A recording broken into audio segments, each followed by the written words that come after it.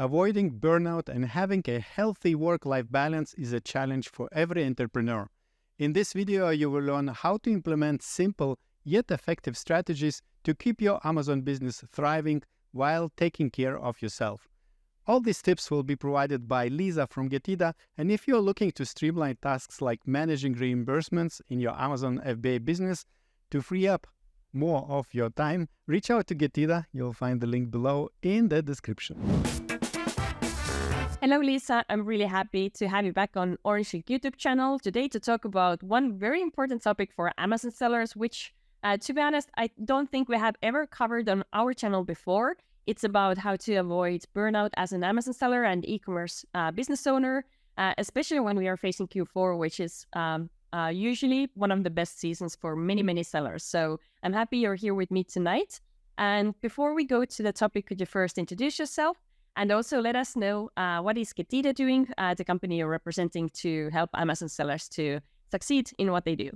Yeah, absolutely. Thank you for having me in LISETT. So I am the Marketing and Partnerships Manager of Getida. My name is Lisa. I usually start with that part first.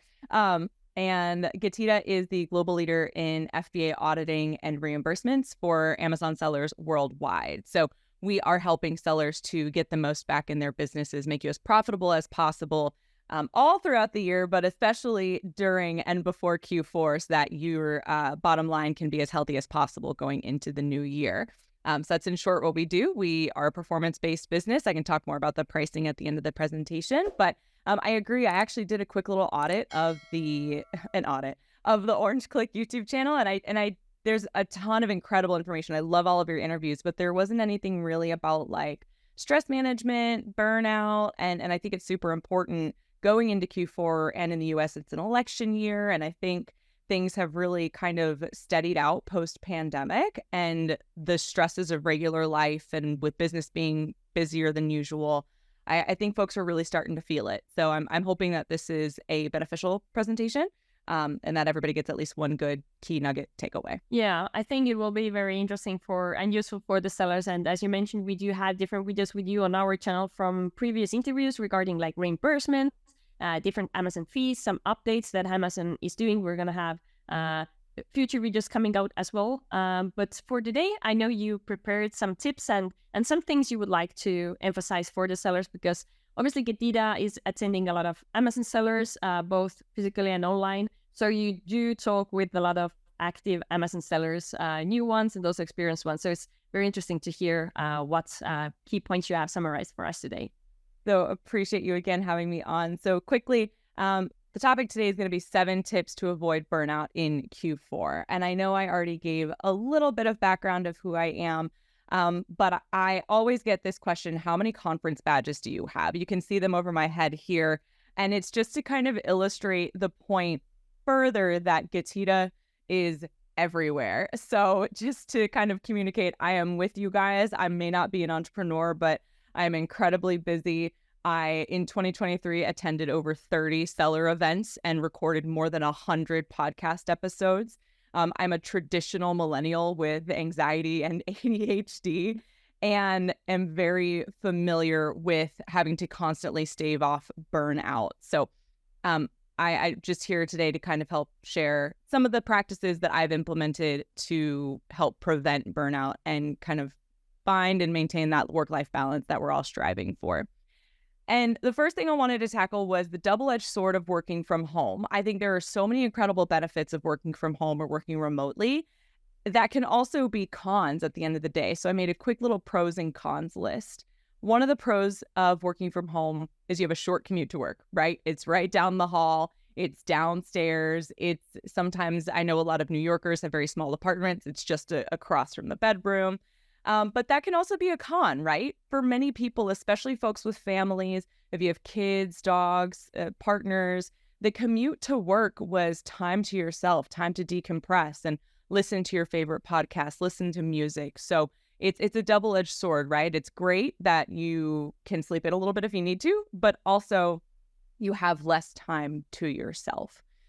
Another pro of working from home, short breaks that can help you be productive throughout the home, right? If you need to switch over the laundry or quickly run the dishwasher or oh my goodness, I need to walk the dog really quickly. Those can be really beneficial ways to help you, kind of alleviate some of that post-work stress by just completing it in short spurts throughout the day. But that also means that your home is work and work is also home. So it's very difficult to maintain that separation of where you're placing those energies, because there's a saying of like, leave work at work. Well, what do you do when work is at home? So it can be very difficult to manage that transition when work and home are the same place. Another pro is that you don't really need to dress up, right? I will admit I'm always in athletic wear. I pop on a Getida t-shirt for these things. I don't think I'm alone in that. Why wear jeans at home all day if you don't have to? But some of the cons of that too are that there are greater opportunity for distractions, and you can notice that, oh, the laundry's not done yet, or, oh, I really forgot to order that gift, or my husband needs this over here, or my kid needs this over here. So I think it's an exceptional opportunity that we all have to work remotely, but it does come with pros and cons. And I sometimes think that working from home can lead to the greater opportunity for burnout. So I wanted to talk about a couple of tips for avoiding burnout. And I found a really interesting study by Founder Reports that they conducted this past May. So for those who don't know, May is Mental Health Awareness Month. And they conducted a survey with 227 entrepreneurs representing 46 different countries. And of that audience, or of that sample, 34.4% of entrepreneurs reported that they experience burnout. And it's interesting because whenever you look at burnout in the workplace, it's always targeted towards employees. And I wanted to find something that centered around entrepreneurs, because we all know it is immensely more stressful when everything falls on you at the end of the day. So I've got 7 quick tips for you guys. The first one, if you've heard are they Gen Zers now? Yeah. Say touch grass, right? And this slide talks a lot about sunlight. The term touch grass really means get off your phone, get away from your screens, go outside and really just be with nature, right? So one of my favorite things to do is get what I call outside plant time. I get cabin fever within 6 hours. I have to leave my home. And something just as easy as popping out on the back deck and taking 15 minutes to read, or even if I'm just taking a call, take it outside. There is such immense benefit to getting direct sunlight. Now, health experts recommend, if we look at that middle bit there, recommend aiming for 20 to 30 minutes of sunlight several times a week to get the benefits, but not risk skin damage, okay? Sunscreen is still our best friend. But getting those benefits of sunlight, of vitamin D, it's good for your bone health, your muscle function. There was even a lot of research to show during the pandemic that vitamin D deficiency was one of the #1 characteristics of somebody being susceptible to COVID. So getting that sunlight every day, direct sunlight, is super, super beneficial. It can also help improve your mood. It reduces symptoms of depression and anxiety, gives you better sleep quality. And these are all things that, if they don't exist, can lead to burnout. The second thing that kind of goes hand in hand with touching grass is limiting your screen time. So I've always known about the screen time functionality on iPhones. I think it's really easy to find. It's a little more hidden in the Androids. I am an Android user, and please don't come at me about my battery life. It is charged now. But you have to go under settings, under digital well-being and parental controls to find your screen time usage, essentially. The reporting isn't quite as extensive as it is on the iPhone, but you can see for any and every app on your phone, you can set a timer. And then once you've set that timer of usage, if it's just during the week, if it's the all 7 days, or just during the work week. And if you're over that time, it grays out the app on your phone. You can't even use it. So I think this is a really good tool to, 1, pay attention to how much time you're using on your screens, and then 2, kind of help yourself meter it. I really like this quote down here from Stanford University. It was, passive screen time is like eating sugar, but for your brain. It tastes really good and you want it, but you're not actually feeding yourself. And that's so true. Excessive screen time can lead to gray matter depreciation, the thinning of your cerebral cortex. I'm not even 100% sure what those mean. I'm a business major, not a doctor, but it can't be good, right? And have you ever noticed, LISETT, like after you have an entire day of being on screens, doing recordings, you're answering emails, answering Slacks, and then you finish and you're like, oh my God, I'm so exhausted. And then you scroll.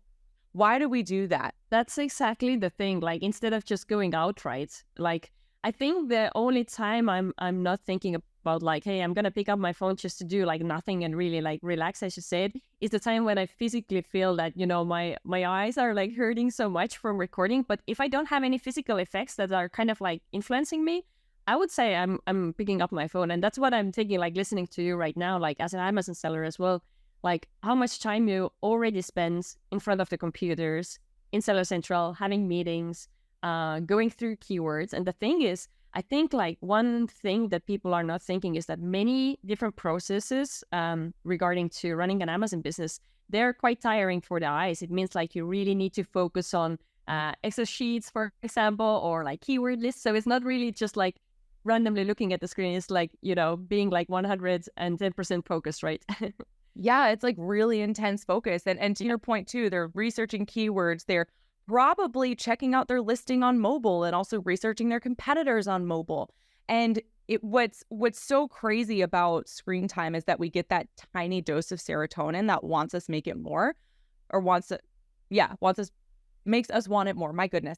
But it doesn't actually feed you in that way. And then you get off of your phone and then you're like, well, why can't I sleep at night? Why am I still anxious? And it's because you're just constantly in front of a screen. So I highly recommend, I've just found this feature myself. If you're an Android user, turn on those timers to shut down the apps. And I think if nothing else, it's really eye-opening to say, how much time did I spend on my phone last week, or in an average in a month, or why am I using my phone so much more on Wednesdays than any other day? Like, take notice, take a quick little audit. The next thing to recommend here is limit alcohol consumption. And I think this is particularly important going into the holidays, because there is a lot of, drinking and, social events where there's going to be alcohol around. And I'm not saying that everybody has to be sober, right? Live your life. But when you look at the science of alcohol, a lot of people will say at the end of a hard day, oh my gosh, I need a glass of wine, I need a drink. And we use it to relax and de-stress, but it actually can make feelings of stress and anxiety worse. And that's because of the chemicals in your brain that are being affected. So it can lower your inhibitions, make you feel more loose. But then the next morning, alcohol is actually a depressant. So you're temporarily assuaging those feelings and then catapulting them into more intense feelings the next morning. So this has to do with your neurotransmitters, dopamine receptors, serotonin, etc. So and looking at events too, not even just social events, but conferences. We've all been to these conferences. I mean, you saw my badges, and we're about to go to Amazon Accelerate at the time of this recording. And there's so much centered around alcohol. And I think sometimes that can add additional stress from social pressures. Oh, everybody's going to this happy hour and then this after party. And really just eliminating the drinking portion of it, sticking with water, Diet Coke, whatever your vice is additionally, can help the next day. And I even read a quote this morning. It was like, drinking today steals a little bit of happiness from tomorrow. That was on my Facebook memories this morning. I don't know why, but quite apt, right? So just something to consider is limiting the alcohol consumption, because even though we think that it's helping us with the feelings of burnout and stress, it's actually making things worse. So maybe no drinking throughout the week, or only drinking on Fridays and Saturdays, right? Not before the days we're going to have to wake up and perform the next morning at work. Something else that I highly recommend, that I think every single guest of the Prime Talk podcast has said as a way to alleviate and manage stress, is by increasing physical activity. This is coming from the CDC, that adults need at least 150 minutes of moderate intensity physical activity each week. They've even done the math for us. This could be 22 minutes every day, which, a little cheat, if you do that 7 days a week, it's actually 154 minutes. So go you, overachiever. 30 minutes a day for 5 days, any combination that works. And this is moderate intensity, folks. This is taking your dog on a 30-minute walk. This is a little bit of resistance band work. I'm not saying we have to do a HIIT training at F45 and then go hike a mountain. And it's just get your body moving. Your body loves to feed the brain in that way. And when you're moving, you're going to sleep better. You're going to decrease your risk of heart disease, some cancers, type 2 diabetes, and ultimately it helps improve weight management and stress. And if you think about it too, everything is a feedback loop, right? If we're decreasing that screen time, then we're going to have more opportunity for physical activity, which is going to help. I mean, it all has this beautiful knock-on effect, but I know it can be super, super hard to do. So I'm hoping this is just a reminder for everyone. Something else that I think is important to help with burnout is engaging in your hobbies at least once a week. So how does it feel, Lisette? You go to a party or like a baby shower, or you're just seeing family, right, around the holidays. It's like, oh my God, what have you been up to? Most of the time the response is, I've just been working. It's just been work. How does that feel in that moment when you give that response? Yeah, it doesn't definitely feel great to give that. And I think that's, again, like a very, I really love this point that you were bringing this in, because I think, and you can probably agree, that most of the people we meet, the sellers we meet, they really love what they're doing, right? So it's very easy to get carried away in work and just, and it goes back to the previous point you shared about like exercising as well. It's so easy to prioritize work over everything else. And yeah, if someone would ask like, hey, like, what have you been up to? It's kind of like, okay, I have been working.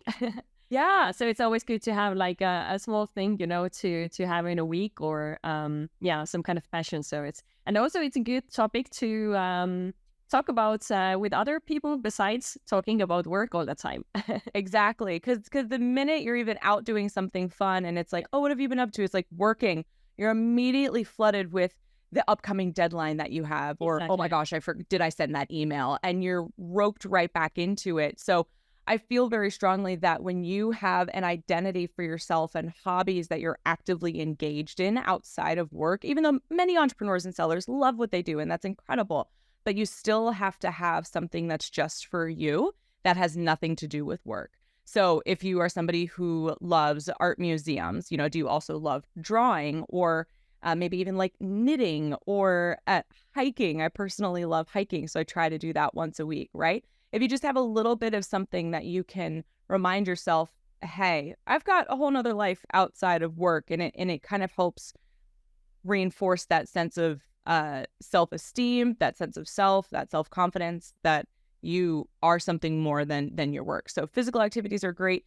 Even just like mental activities too. If you are really into chess or checkers, or like I said, knitting or brain teasers, there's so much research to show that spending time working on these hobbies can help you live a happier, healthier life.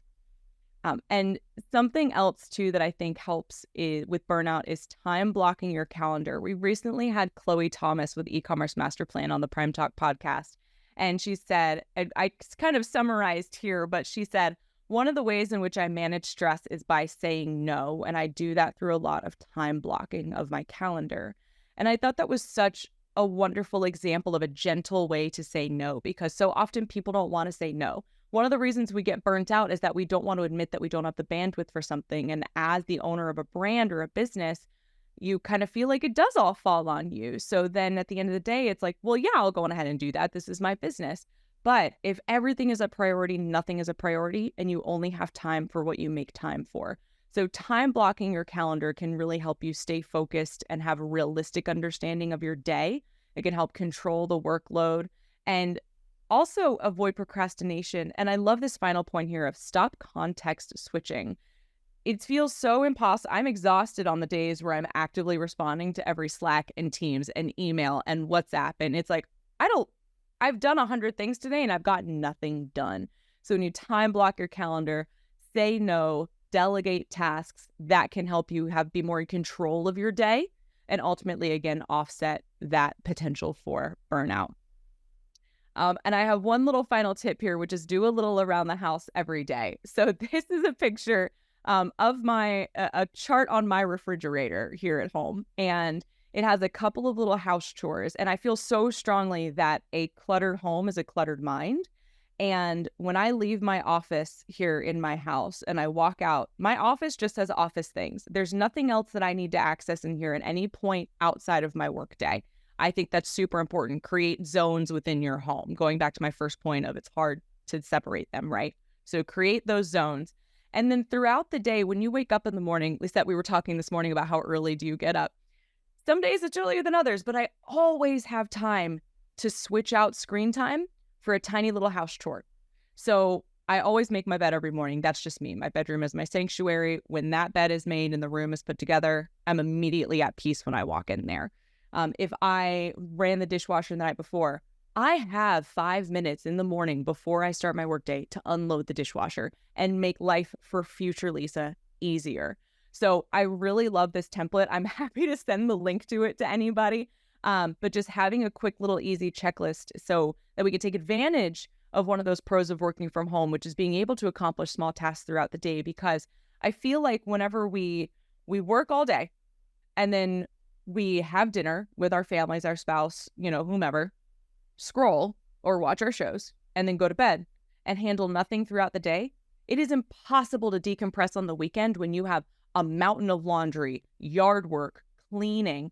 You got to pay the bills. You already have so many other activities you want to accomplish. It is impossible to decompress. So doing a little bit throughout the week so that you have your weekends and even more of your weeknight time to yourself if you're doing everything in little chunks, kind of like the eat that frog approach, or how you would eat an elephant one bite at a time. So those are kind of really my 7 tips for avoiding burnout. And I also feel very strongly that, there's sayings about surround yourself with the kinds of people that you aspire to be, right? And I think a lot of the content that we consume, because there's no avoiding it, folks. Like this is content. We're doing content right now. There's no avoiding it. The content that you consume and the messaging you surround yourself with will impact your life in ways that you never imagined was possible and that you're not even realizing is happening. So these are 6 of my favorite podcasts that I listen to. They have nothing to do with the industry. And I have taken so many valuable life lessons from each of these. The Huberman Lab podcast, this gentleman is a professor at Stanford University. He's also a doctor of ophthalmology. We all know Simon Sinek, Mel Robbins, and Jay Shetty. Leanne Ward is a registered dietitian in Australia. She speaks a lot to women's health, mental health, physical health, etc. So highly recommend those to our ladies watching today. And then 10% Happier with Dan Harris. He has long, fabulous conversations with various experts and just about how to be 10% happier. So highly recommend giving all of those a listen. Nobody's paying me to say this. I just love these podcasts. And again, I think what you consume impacts your life on a daily basis. So that's just my 7 tips. If you are interested in connecting with me, I usually put here, do you have any questions? But if anybody does have questions, you're more than welcome to connect with me. This is my Popple. This will give you my email, my LinkedIn. I think like my work Instagram is on there. Always happy to connect and chat with anybody. And if there's something that has helped you with burnout that you feel like I didn't cover, or you're like, how did she not mention this?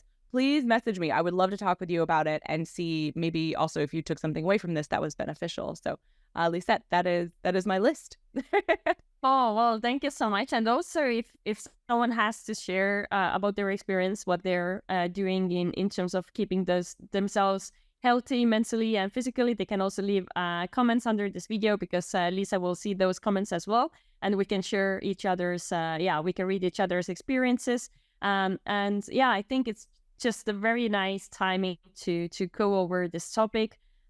Personally, myself also, after a summer, usually, summer is a bit like difficult not difficult, it's very fun, but in terms of like having good routines and stuff, it's a bit difficult for many of us. So hopefully this video also inspires sellers to think through what they're doing in a day and in a week, and make sure they are including those very nice small habits that will make them more happier and more healthy overall.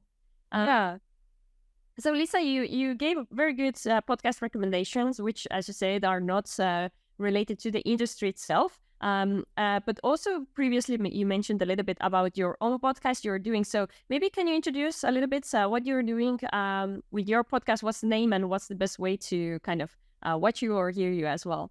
Yeah, absolutely. Thank you. So I co-host the Prime Talk podcast with our CGO, Yoni Mazur. And Prime Talk is really about hearing from entrepreneurs, sellers, and service providers alike within the Amazon and e-commerce industry to just hear their stories. How did you start this brand? What was your path to creating this service? I'm finding a lot of people find Amazon and e-commerce entrepreneurship through banking for whatever reason. That's been a trend I've seen lately. But we essentially speak with various experts about their experiences. We've had on Neil Twa, Chloe Thomas, Georgia Laybourne, Kevin King's been on the show. I mean, the list is so long, but we, in the second half of the episode, also talk about 7 questions about entrepreneurship, recommendations for books, podcasts, stress management tips, and predictions for the future in e-com. So you can find that wherever you listen to podcasts. We also have our YouTube channel. Prime Talk episodes are featured on the Getida YouTube channel. And yeah, I appreciate the time to plug that show. Thank you, Lisette.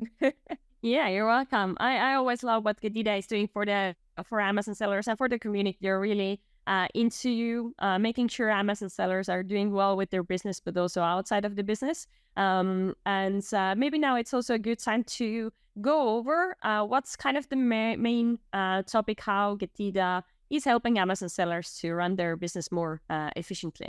Yeah. So on the topic of time blocking and saying no, another huge part of stress management is also going to be delegating, right? And finding experts in different fields to help you with the areas where you may not have expertise. So that's where Getida comes in. Again, we're the global leader in FBA auditing and reimbursement for sellers, and we are helping you to find those pockets of money that otherwise would be lost to time, essentially. We're going to have a conversation, or excuse me, Yoni is going to have a conversation with LISETT Live in a couple of days about how the timeline for FBA policies are changing.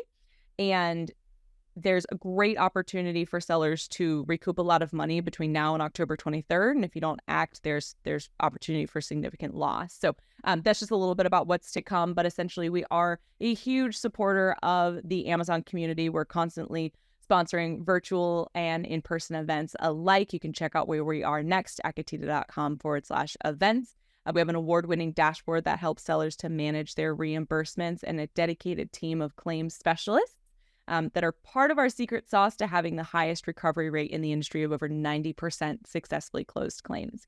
And again, we are a risk-free solution for sellers, entirely performance-based. We only get paid when you get paid. Our starting rate is 25%, but of course you can speak with the sales team about anything, if you're a particularly large seller or say, hey, we have a different rate here, sales is more than happy to work with you guys. But we do have an offer for everybody listening today. So if you scan the QR code, you will receive your first $400 in FBA reimbursements free, meaning with the first $400 that Getida gets you back from Amazon, you are not going to receive a bill from us. And I want to reiterate that there is no sign-on fee, no monthly membership fee, and that our percentage is only charged on the work Getida does. We know that there are a lot of sellers who are using additional service providers or they have processes in-house. We only charge you for the work we do, and it is after you are paid back by Amazon. So truly hope that everybody appreciates this today. Please be sure to check out our other talks with Yoni about the deadline that is coming up. And yeah, reach out with any questions you have. So thank you, Lisette. I appreciate this. Perfect, Lisa. Thank you so much. And we're going to also include the link to the offer down to the video description below as well. Because as Lisa said, if you have not gone through this offer yet or haven't used it, there's no question about it. You should definitely do it. There's no risks, no fees included. So yeah, it was great to see you. Thank you so much for putting together these great tips for our sellers. And I hope to see you soon again on our Orange Klik YouTube channel. Yes, thank you. And thank you for everybody who's watching. I hope this video will help you to get some ideas how you can avoid burnout and maintain a healthy work-life balance as an Amazon FBA seller. If you are looking to streamline tasks like managing reimbursements to free up more of your time, reach out to Getida. You'll find the link and a special offer in the video description below. And as always, if you enjoy the content we create, hit like button, subscribe to our channel if you haven't done so, and if you have additional comments and questions, leave them in the comment section below. And now I recommend you to watch another video where it's a full 3-hour ultimate guide on reimbursements, refunds. We did this great video together with Getida, so check this out.